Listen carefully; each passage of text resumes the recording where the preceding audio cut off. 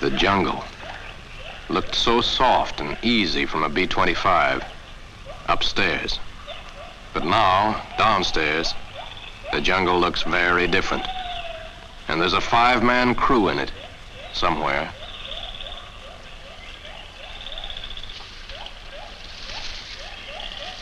This is Sergeant Mel Ford, the gunner. Just a kid who used to work in a flour mill in Spokane, Washington, and never spent a day in the woods in his life.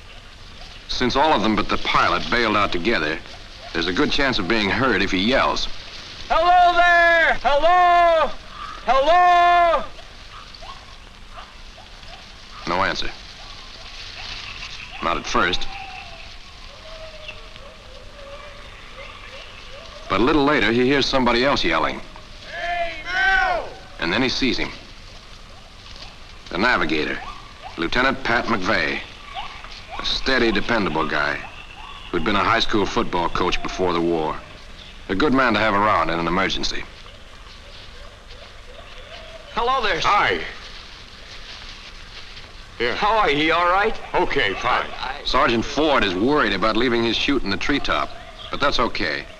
Since McVeigh has his chute, Ford's will be a good marker for any searching plane to spot. 2 more crew members. 4 out of 5 accounted for. They're pretty lucky to have landed close by. If they hadn't, it would have taken a lot longer to get together. They have that much to be thankful for. And the nearest enemy positions are hundreds of miles away. McVeigh knows they're in a tough spot, but he also knows they stand a good chance of getting out if they keep their heads, and if they tackle the jungle as a problem to be solved, not something to be afraid of. The co-pilot, Lieutenant Pat Abbott from Pittsfield, Massachusetts, who'd been a little shaky, starts to relax. A good flyer and one of the leading amateur golfers in the country. But that seems a long time ago. And Charlie Tannen, radio operator and gunner. Oldest man in the crew, with a wife and a baby he's never seen, back home in Amarillo, Texas. Before they jumped, they'd agreed to meet their pilot at the plane, if possible. They aren't too worried about him. They figure Harrison has landed closer to the ship, and he'll be there waiting when they reach it. But Harrison isn't doing too well. He'd come down pretty hard. And he's suffering from a mild form of shock, so it doesn't take much to rattle him.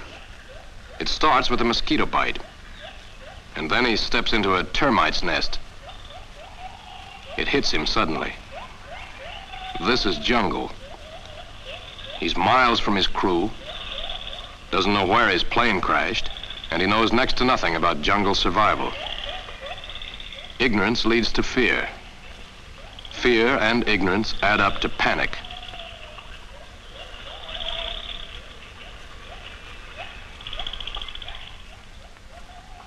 As soon as he protects himself from the swarms of insects, he takes stock of what he has, inspects his jungle kit for the first time in months. A little late. His mosquito gloves and head net are there, but his signal flares, and worst of all, his compass are missing. His fire starter is gone, too. No signal mirror. But he does have a machete, sunglasses, D-rations, pocket knife, fishing kit, and first aid kit.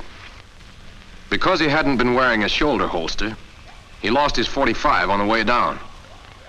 His sleeping bag is there, but he has no map, no canteen, and no jungle survival manual. Not what he should have had if he'd checked his equipment before takeoff, but enough if he keeps his head. Shoes are a problem. He hadn't worn GI shoes, and his low-cut Oxfords snapped off when his chute opened. He's intelligent enough to improvise a pair from his seat pad cover. In jungle travel, feet are the most important means of transportation and need all the protection they can get. But panic makes him work too quickly, and his shoes aren't as good as they might have been.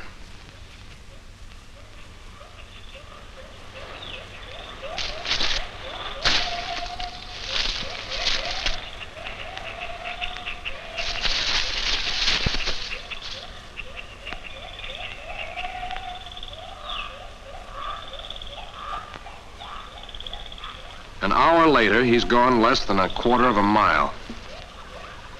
And he has a serious transportation problem. Since he didn't watch where he put his feet, they're pierced by thorns and covered with stone bruises. His thirst is like burning pain, and panic makes him yell for Pat. Pat! Pat!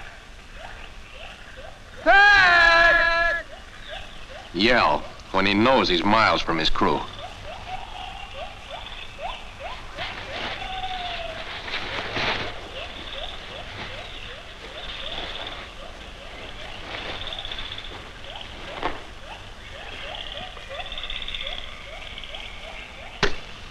In desperation and anger, he fights the jungle. A futile battle which only exhausts him and makes him thirstier. And then he throws away his water.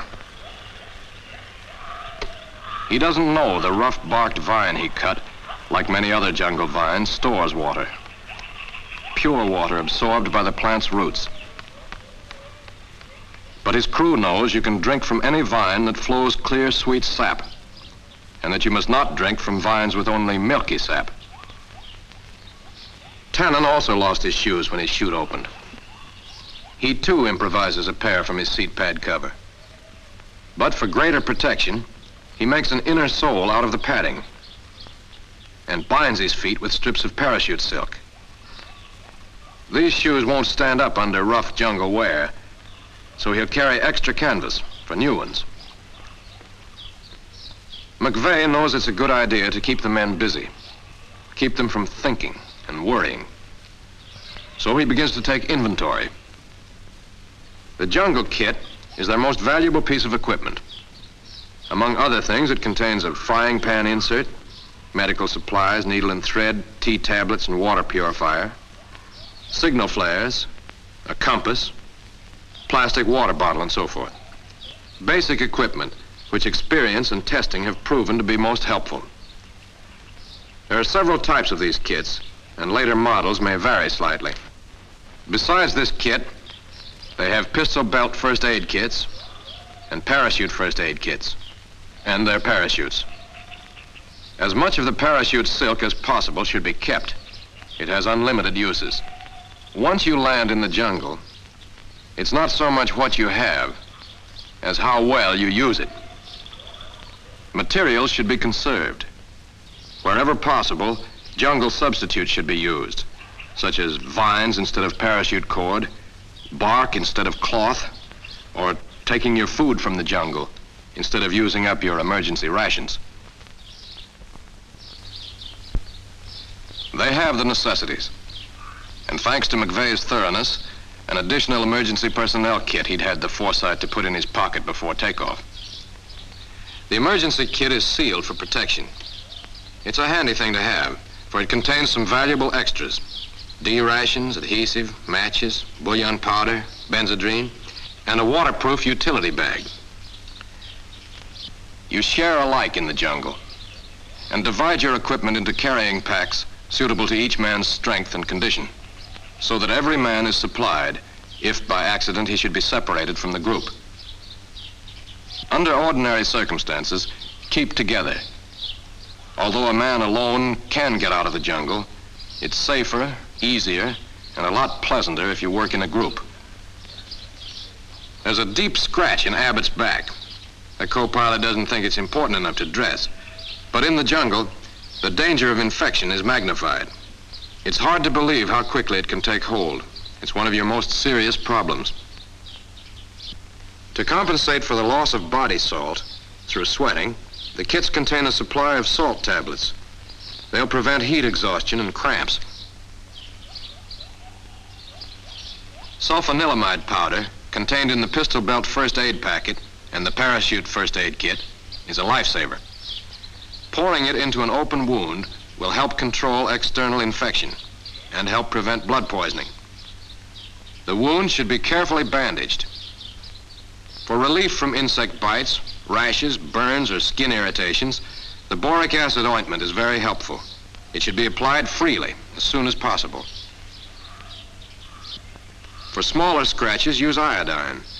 It comes in handy stick applicators, which are thrown away after using. You've got to keep your health. But you also need a plan. Studying the map, they work out their campaign against the jungle. They'll follow a stream and a river to their plane, where they should meet their pilot. Then, if rescue planes don't spot them, down the river to the coast, where chances of rescue are greater. But for a short time, they'll stay in the vicinity. Natives might come looking for them if they'd seen the parachutes coming down. From flight data and time of crash, you have a pretty good general idea of where you are, especially if you have a reliable map. A compass will help when you travel. Even though it's still early, it's necessary to find a spot to camp, for night comes swiftly in the tropics. So they split up temporarily into 2 reconnaissance parties and agree to go only about a mile, searching for a stream, signs of native trails, or a native village. They blaze their trail as they go. In dense vegetation and tangled undergrowth, it's easy to travel in circles, even if you're jungle wise. Hey, what's the idea of lugging along that Vari pistol? Well, animals and snakes and things.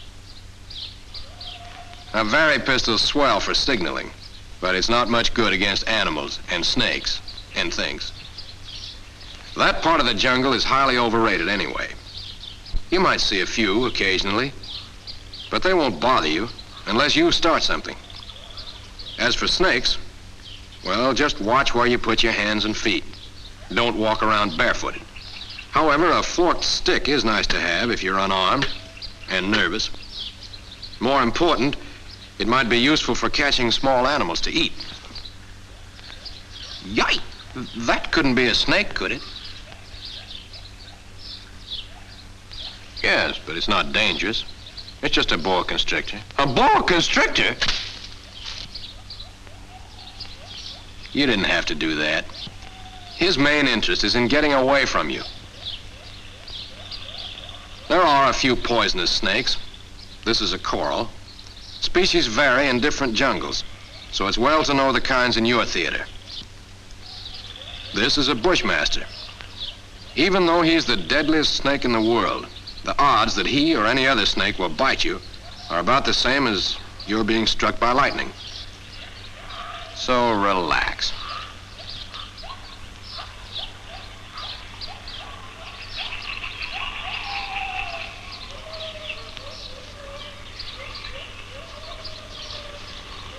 An hour or so later, Tannen and Abbott come back without having found anything but jungle.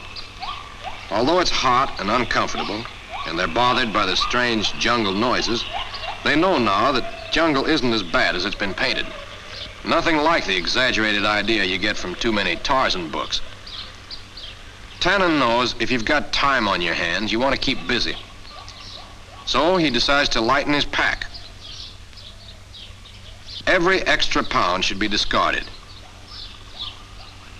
No reason, for instance, to lug around the padding in the jungle kit. So, cut it out. Abbott bones up on the jungle emergency manual in the kit and learns a few useful tricks. How to convert his parachute pack into a knapsack, for instance. The pack itself forms the carrying pouch, and the web straps form the shoulder straps. Just a simple operation. It isn't long before McVeigh and Ford return with good news. They've found a campsite not far from a jungle stream. So they get their packs together, make sure they haven't left anything they can use behind, and snake off single file into the jungle. They mark their trail well, in case natives or their pilot should cross it.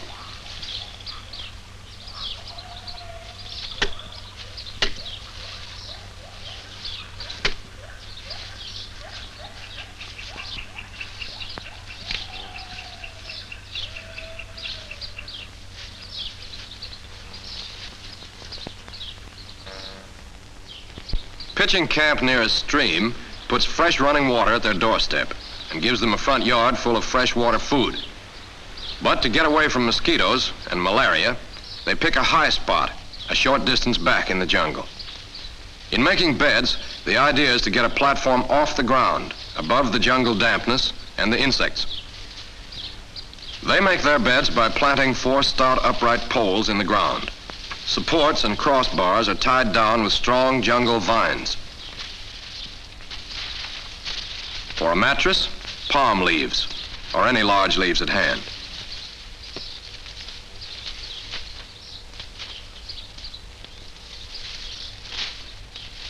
And for sheets and blankets, the parachute.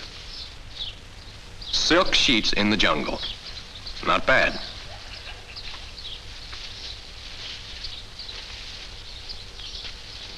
With a whole jungle full of branches, wouldn't you know Mel Ford would pick one with thorns? Not only do the thorns prick, but they may be hollow.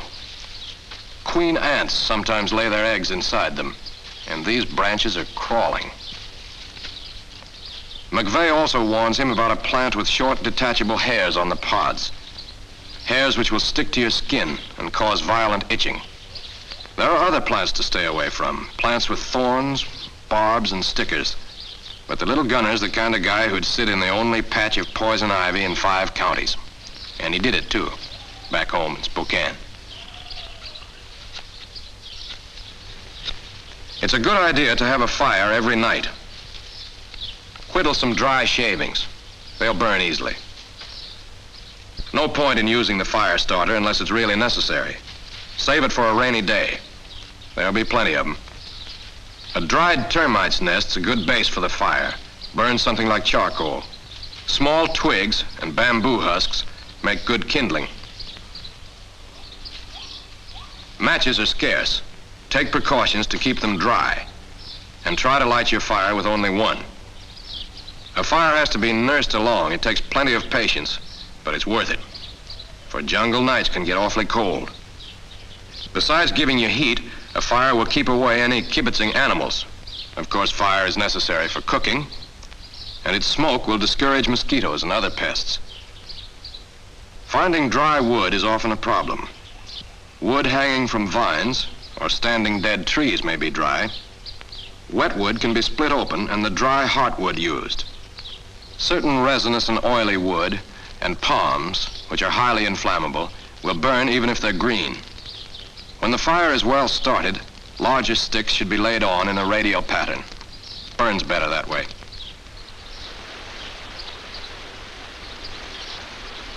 Pretty, isn't it? But to Abbott, it's just a bathroom deluxe with built-in stall shower.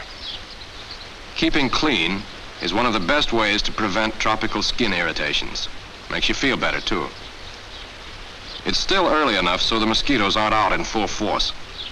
But in an hour or so, toward dusk, it'd be too dangerous for Abbott to go around unprotected, without all his clothes.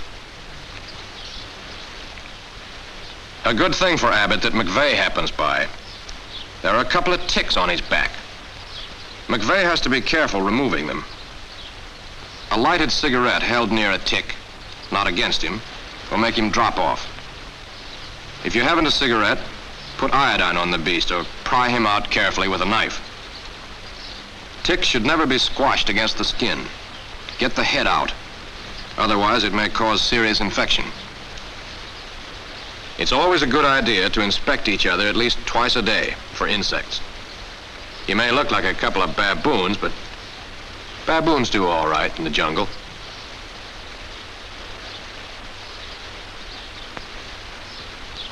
Iodine's applied to tick bites at once to avoid infection.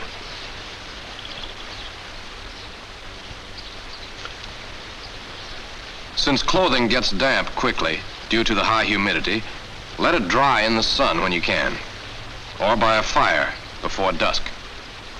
Before putting on his clothes, Abbott inspects them, particularly his socks and shoes, and liquidates any uninvited guests. McVeigh uses the waterproof cover of his sleeping bag as a water container.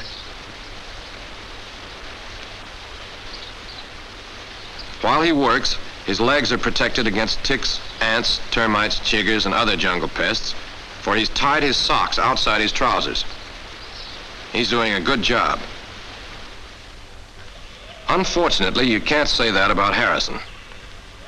Although it's almost 4 o'clock, late in the jungle, and he should have been getting set for the night, his only thought is to keep moving.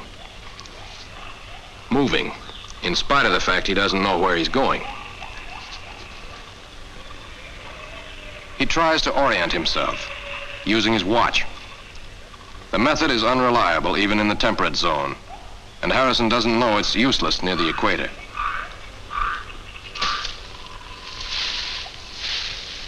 After a while, he learns from painful experience to go around obstacles instead of through them. He thinks he's getting smarter, until he realizes with a sickening feeling in the pit of his stomach that he's passed the same spot twice. That's when he makes his first blaze.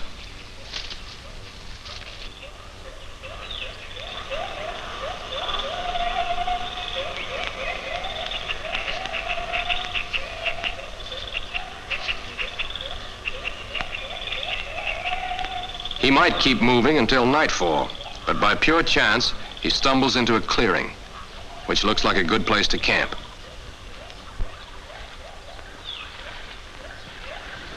The ground is covered with insects. So he uses his head for a change.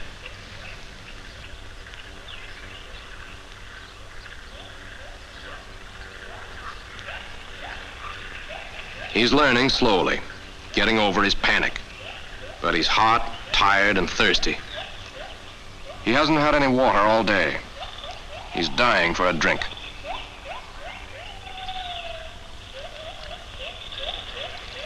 Yet he thinks this jungle pool is so brackish and polluted that his halazone can't purify it.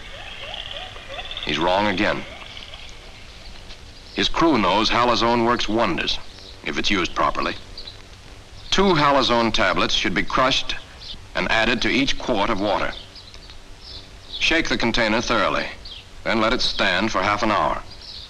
If you don't smell chlorine, add more halazone until you do. The water is then safe to drink.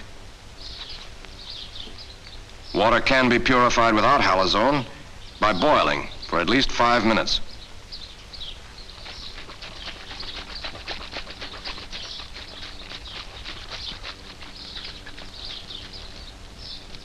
Mel has been left to guard the camp, while the rest of the crew is out hunting for food. To make a baking oven, he scoops a hole by the fire and rakes some coals into it.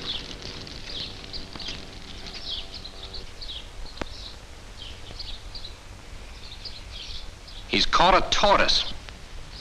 Poor, helpless little creature. He feels sorry for it. Tortoise should be baked whole in the shell to preserve the natural juices. Birds, too, can be baked whole, feathers and all, and then cleaned before eating. But they should be packed in mud instead of leaves.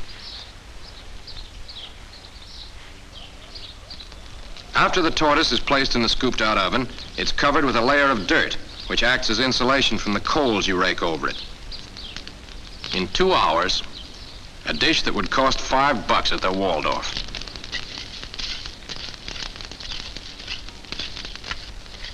Tannen is searching for the vegetable course. Plants aren't as nutritious as animal food, but they're a lot easier to catch. Fern tips, good eating. The young tender shoots have the most nourishment. Like most plants, they can be eaten raw or cooked. Bamboo ovenware. A section of green stem cut below 2 successive joints is a good kettle. Closed at the bottom and open at the top. It's so durable you can boil water in it. For flavoring, some bouillon powder. At the same time, Abbott is busy gathering nuts. High in protein value, they're a good substitute for meat. Roast them or boil them. In gathering food, don't be afraid to experiment. Most plants are good. Only a very few are poisonous. A general rule to follow is if a plant tastes bitter, it's not edible. Try some. A taste won't kill you, even if it's poisonous. And you can always spit it out. Not bad. Sprouted nuts.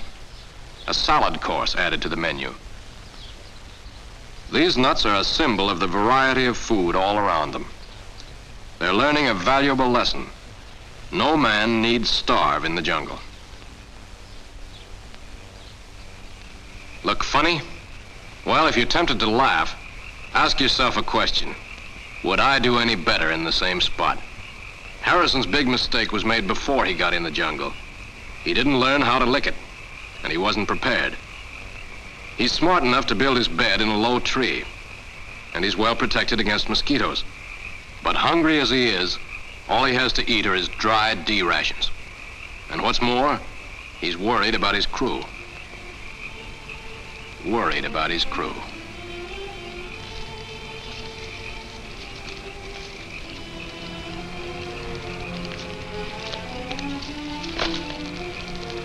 Yes, it's a peaceful scene. A good fire, good food, good companions. But there are enemies present. There are worst enemies in the jungle. The female Anopheles mosquitoes, which fly from early dusk to late dawn and carry malaria. Malaria, which has caused more casualties to American forces in the Pacific area than the Japanese. Malaria discipline must be maintained at all times, especially at dawn and dusk. McVeigh makes sure that after dinner each man takes an Adabrin pill. While Adabrin or quinine won't prevent malaria, it will suppress it until you can get medical attention. There are directions for use on each package. Be sure to follow them religiously. The other rules of malaria discipline are practiced too. Insect repellent should be used and renewed every couple of hours. The Anopheles doesn't like it, and she isn't the only one. The repellent also keeps them from being bothered by other annoying insect pests. Mosquito head nets and gloves should be worn from early dusk to late dawn. The crew remove theirs only long enough to eat. Since they're well smeared with repellent and near the fire, it's all right. They're doing pretty well. I'm not too worried about their pilot, because they figure that by now Harrison's probably at the wrecked plane, waiting. Harrison's waiting, all right, for morning. He can't sleep. And he's still hungry while a good dinner crawls through his tree. As you can see, he'd be hard to catch. He moves so fast.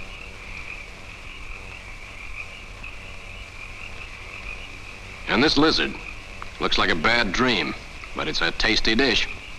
Wild fruit hanging over his head, good to eat. There's enough food right near him, but he doesn't know enough to go after it, so he stays hungry. The crew have eaten well, but want to provide for the next day. So Mel Ford decides to make a trap. Just lengths of split bamboo arranged log cabin style and tied with parachute cord. A simple trigger stick will spring the trap. Small animals are more likely to be attracted by food unfamiliar to them. A sacrifice of a small piece of chocolate D ration for bait may pay big dividends.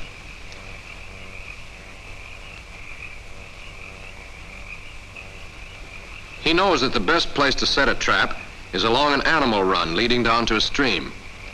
He camouflages it, and just to help things along, builds a fence to force possible victims in the right direction. If you're interested in birds or small animals, try snares. Use a strong, supple branch as a spring and make your cord from the inner core of your parachute shroud line. All animals and birds are edible, except for carrion birds, like the vulture. So almost anything you catch will be good to eat. Tannen sets his snares on a wild berry bush, and a cluster of the berries makes good bait. He could use any other fruit he's seen birds eat.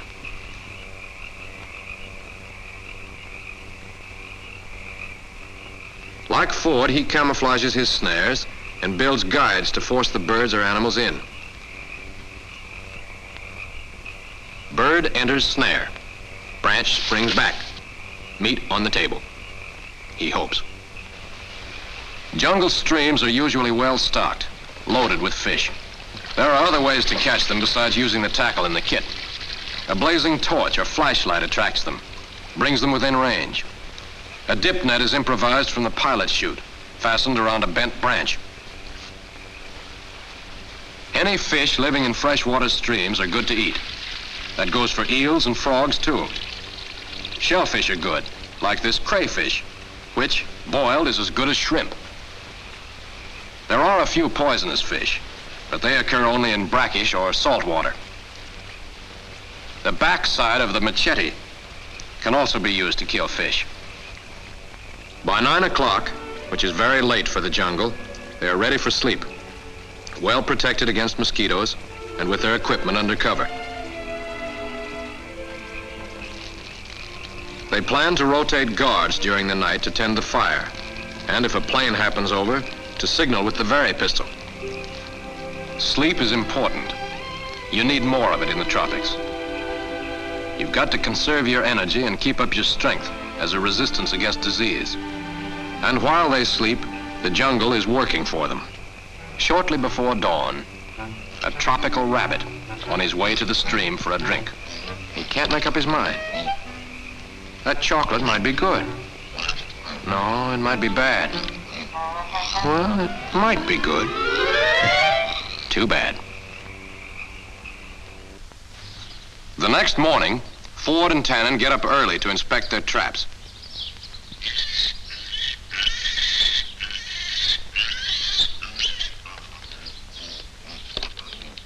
Mel's got something, but he doesn't know what it is, or how to get it out.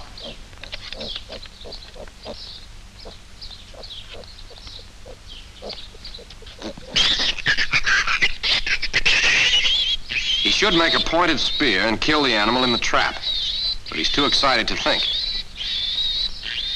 Ouch!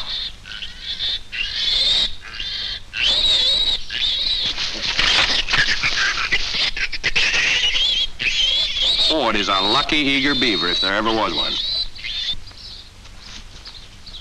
Tannen's snares have been busy too. Caught a fruit pigeon, which tastes like squab, and a larger, ugly-looking bird. But ugliness, like beauty, is only skin deep. And once you get past the skin, there's good meat on those bones. Harrison is also doing some big game hunting. A porcupine, contrary to popular opinion, doesn't throw its quills. So Harrison could be a lot braver.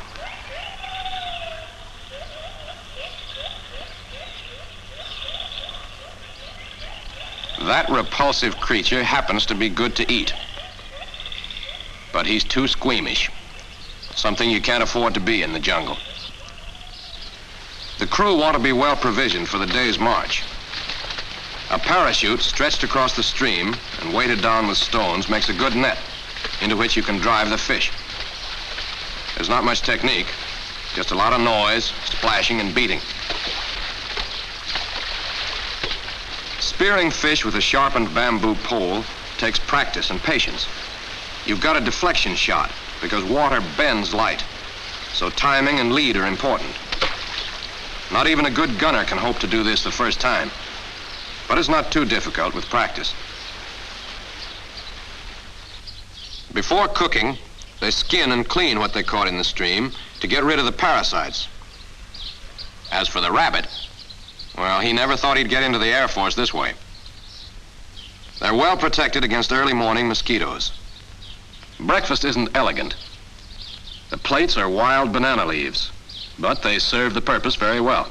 Food spoils quickly in the jungle. To preserve it, they cook all their fish and meat. Cut it in strips and hang it in the sun to dry. Drying strips over a smoking fire is another good way to keep food edible for several days. But they'll have to boil it before eating. They're looking ahead, playing it smart. And while they're eating, 10 miles away, Harrison is standing and drooling. He drools for minutes before the light dawns.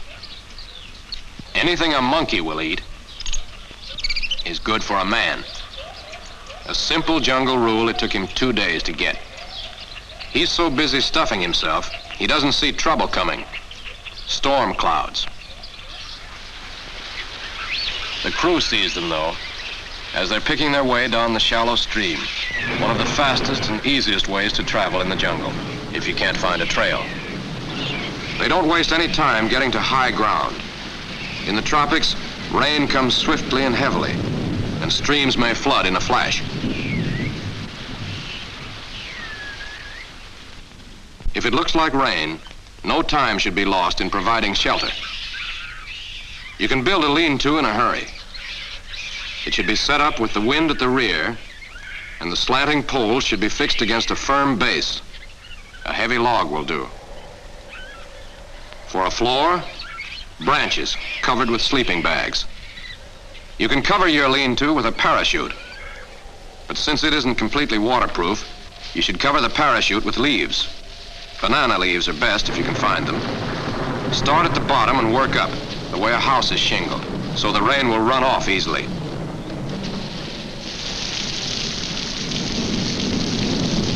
Harrison is caught short again, with no time to rig up adequate protection.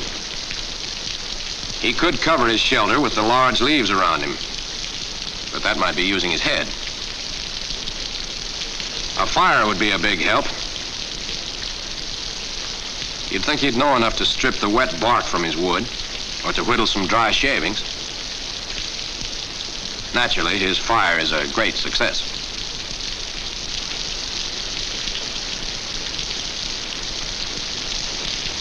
And so he sits and shivers and soaks. Although with a little common sense, he too could have had a fire under cover. And he too could have been warm and dry.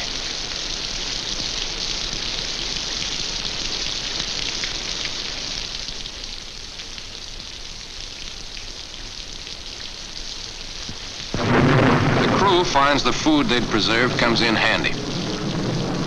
For dessert, wild pineapple, picked up along the way.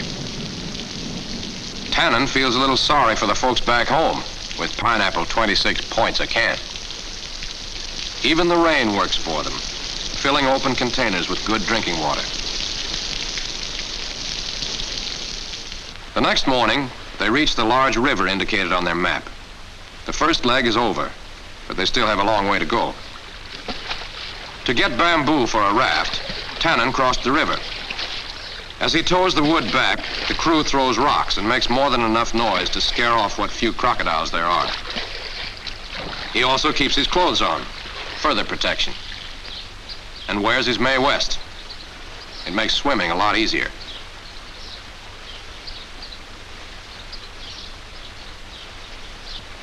Tannen doesn't know it, but he's brought back a friend. A friend who's gotten quite attached to him. A blood-sucking leech.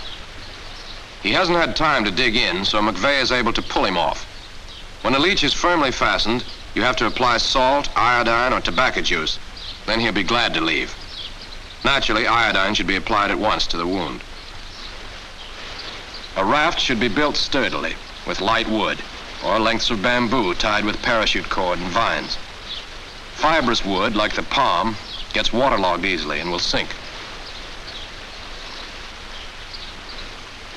It looks like a big job, but it takes 4 men only 2 hours to build. It would take a man alone half a day to build one in a smaller size, but even then the time saved in travel would be worth it.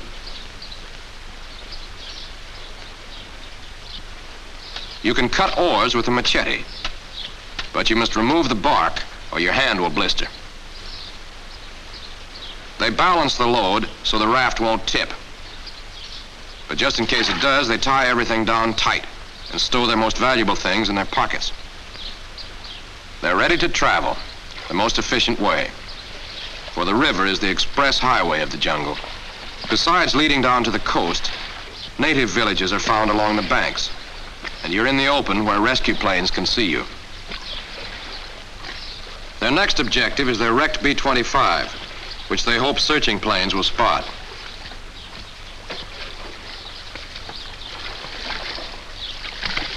Tannen is assigned the lookout's job. He'll watch for snags and submerged logs which might upset them, and he'll listen for rapids or waterfalls ahead.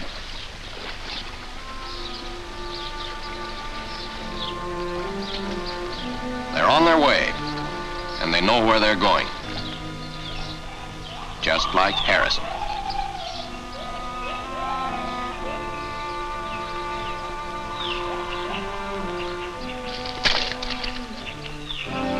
he's getting nowhere fast. He realizes it's impossible to go through a mangrove swamp. So he'll have to go around it, even though it's a much longer route. It takes him hours and plenty of luck to make the river at last.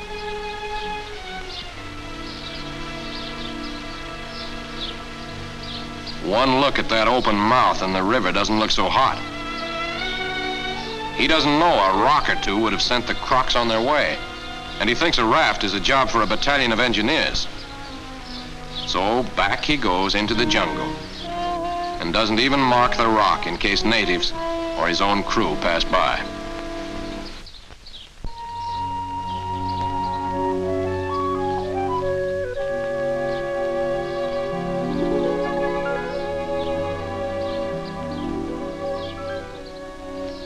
Later in the day, his crew, floating by that same rock, never knows Harrison has been there. They take advantage of this cook's tour to study the flora and fauna on the banks with the help of the jungle manual. Bread nut is a valuable addition to your menu. Bread fruit, common in the tropics and usually in season. Baked, it tastes something like potato and has as many uses. These rare and exotic tropical fruits, which look like bananas, are bananas. Yes, they do grow upside down. The fruit may be eaten raw, fried, broiled, or roasted. Soursop is another common fruit, which is good to eat raw or cooked. Hey, look it! Monkeys! It sounded like cannibalism when McVeigh read monkeys were good to eat. But Ford felt better when they told him monkeys are almost impossible to catch without a rifle. The tail of a young crocodile, well cooked, is as tasty as beefsteak, it says here. That's when Ford really loses his appetite and almost loses his breakfast. But if he were hungry, he'd eat a crocodile tail and like it. While almost everything in the jungle is edible, some plants must be cooked, like the elephant's ear, whose nourishing meat must be boiled in several changes of water. Plants and trees with a milky sap must be avoided, or they will cause a skin irritation worse than poison ivy. In the jungle, one of man's best friends is the bamboo. Not only does it make good cooking pots, rafts, and fishing spears, but the young shoots growing from the base of the tree are edible, raw, or better still, cooked. And as if that weren't enough, the older cracked bamboo stems sometimes contain water.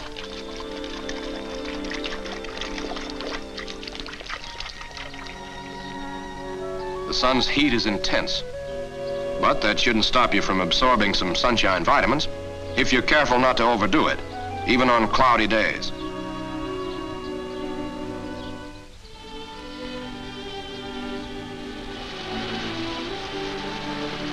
Ten miles later, the sound of rapids ahead makes them decide to put ashore.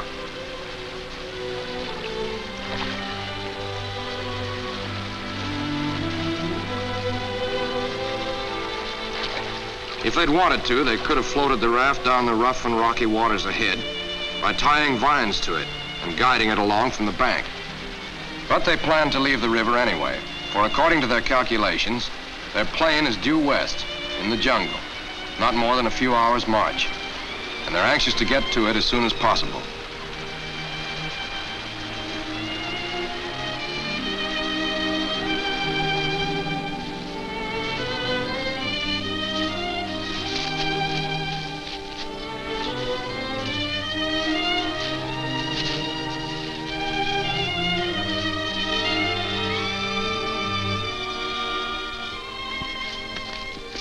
When they finally reach the plain, what's left of it, they get their first real shock.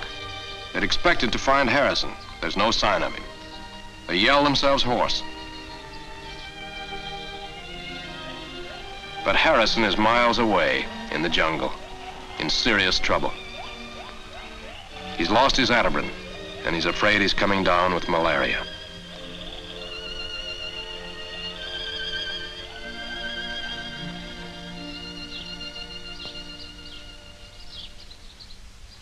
After a night's rest in hammocks, the best overnight beds you can make in the jungle, they start getting ready for the reconnaissance planes they know will be searching for them. Oil left in an oil line to saturate the firewood and make it send up a heavy smoke. Contrasting colors are more easily distinguished from the air, so everything white or yellow that will stand out against the dark jungle background is spread in the clearing. They destroyed all classified papers and tech orders. They smashed what secret instruments were left and buried the parts. If their plane had been intact and in enemy territory, they would have burned it. While they wait, they keep busy. McVeigh practices with the signal mirror. He knows it has to be aimed accurately for the reflection of the sun in the mirror to be seen by a passing plane. A pattern is thrown on his shirt through the clear cross in the center of the mirror. When this pattern is superimposed over or coincides with the cross in the mirror, the signal beam is aimed at whatever object is seen through the cross. If he hadn't a mirror, any shiny piece of metal would do almost as well. The emergency radio is beyond repair, but Tannen inflates the antenna balloon.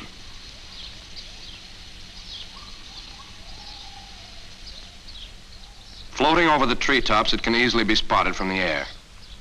They do what they can, and wait, and hope. During the succeeding days, Harrison grows weaker. Panic is setting in again.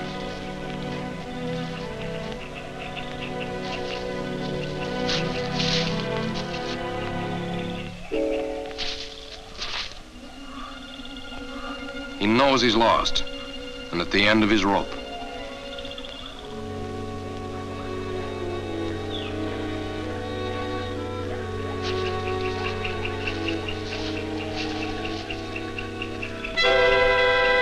And then the next morning, his hope flares up again when he hears what he's been praying for. He starts a fire quickly, but at best it's hard to make the smoke seen above the trees. He should have stayed on the river, in the clear. He should have prepared his fire in advance. He should have added more leaves to make more smoke.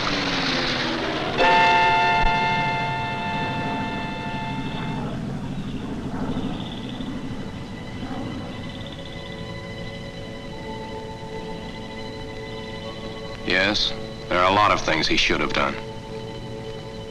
And now the possibility that he will die in the jungle, alone, seems very real. It isn't long before the crew hears the same plane. Their long hours of preparation help them do things quickly and efficiently. Ford gets the fire started. Abbott crushes the Mae West sea marker die. It spreads across the stream, already marked by a suspended parachute. Tannen adds plenty of leaves to build the smoke blacker and higher, and it spirals upward into the sky. McVeigh uses his signal mirror.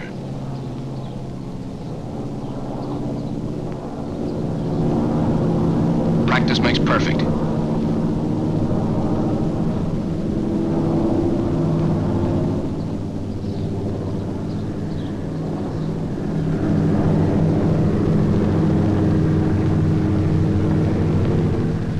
They know they're spotted. Now they clear space for the signal panel. The jungle manual gives them the patterns for an even dozen messages. Indicate direction of nearest civilization. They watch the plane bank and fly due south.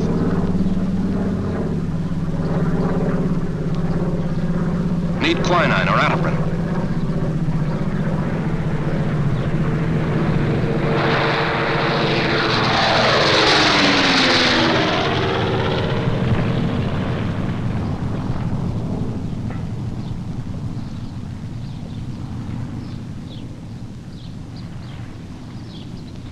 They get more than they asked for. 2 full boxes of food, arms, and supplies. If they needed one, they could ask for a doctor, and the plane would bring one back. He'd bail out to join them. The note tells them about a native village, 10 miles due south. where the natives are believed to be friendly. They collect their stuff and sling it over a pole for easier carrying. They leave a note for Harrison in case he makes the plane. It's in a box hanging high in the center of the clearing. Plenty of food and supplies, too, well out of reach of insects and prowling animals. The signal panels left in full view have abandoned plane, walking in this direction.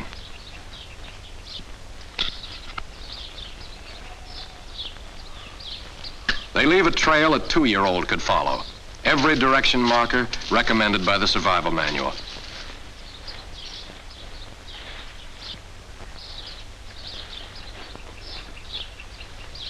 They might have saved themselves the trouble.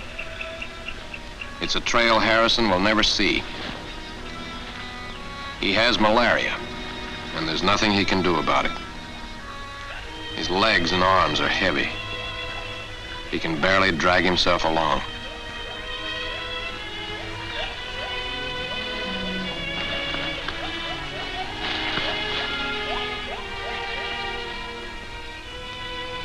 That night, he just has strength enough to crawl into his shelter. He's shivering, his body turned to ice.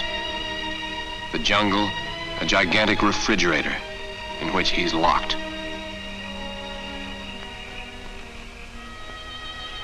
And then the next morning, the jungle is an oven, baking him alive.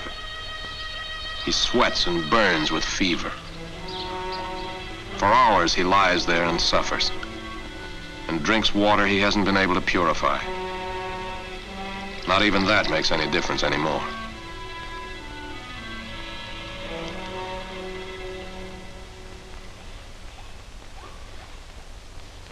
The third day after leaving their wrecked plane, the crew reaches a native garden on the outskirts of the village they'd been searching for.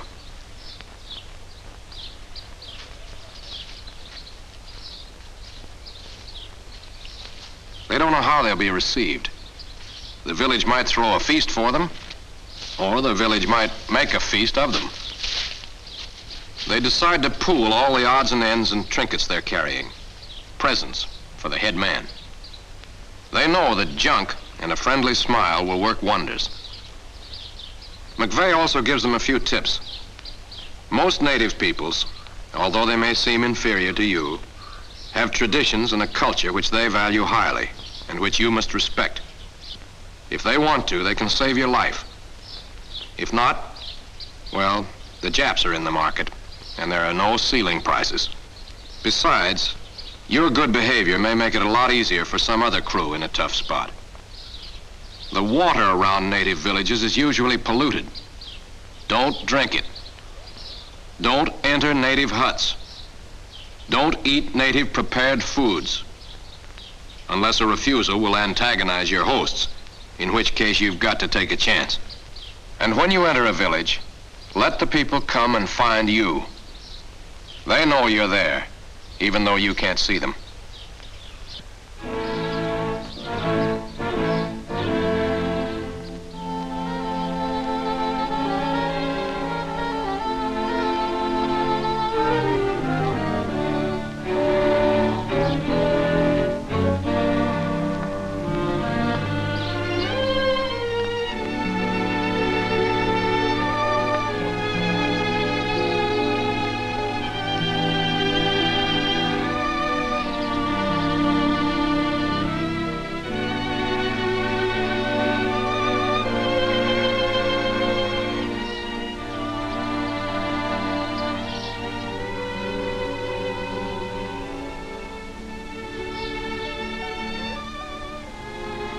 A gift, a smile, and everything's fine.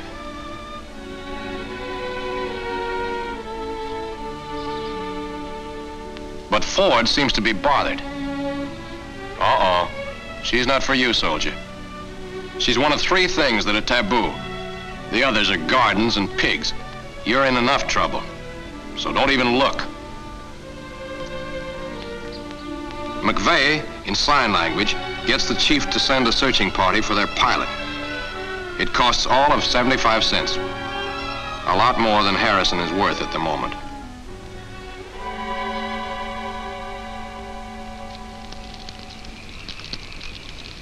That night, they took care to pitch their camp outside the village, and they waited for some news from the native boys searching for Harrison.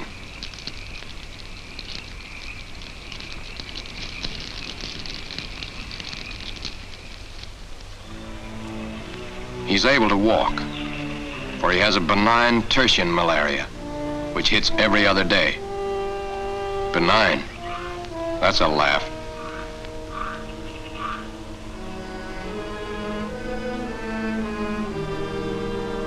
Between malaria attacks, he wanders on, but never very far. He's so hungry he eats grubs and termites, which keep him alive, or a reasonable facsimile thereof.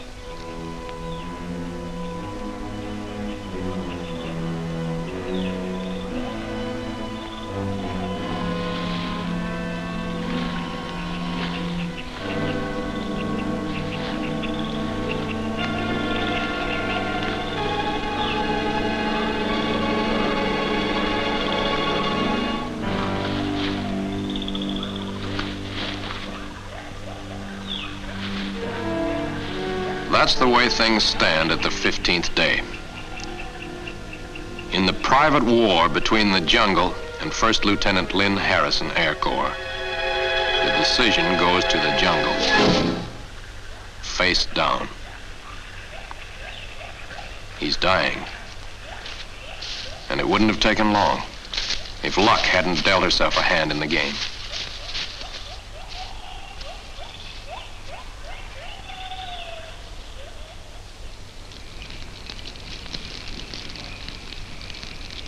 That's about all you can say for him. He was lucky. His crew cleaned him, fed him, dosed him with Adabrin, nursed him like a baby, and they pulled him through. During the days Harrison is recuperating, they keep diplomatic relations on an even keel.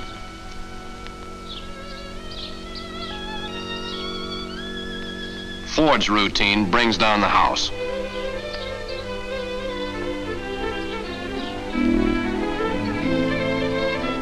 And then when Harrison is able to sit up, the village throws a party for him.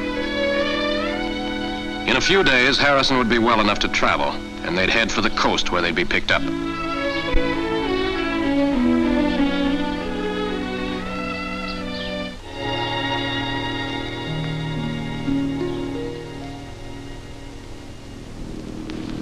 Well, that's it. That's the works. Now, you've seen the jungle both ways. It can be tough, or it can be easy.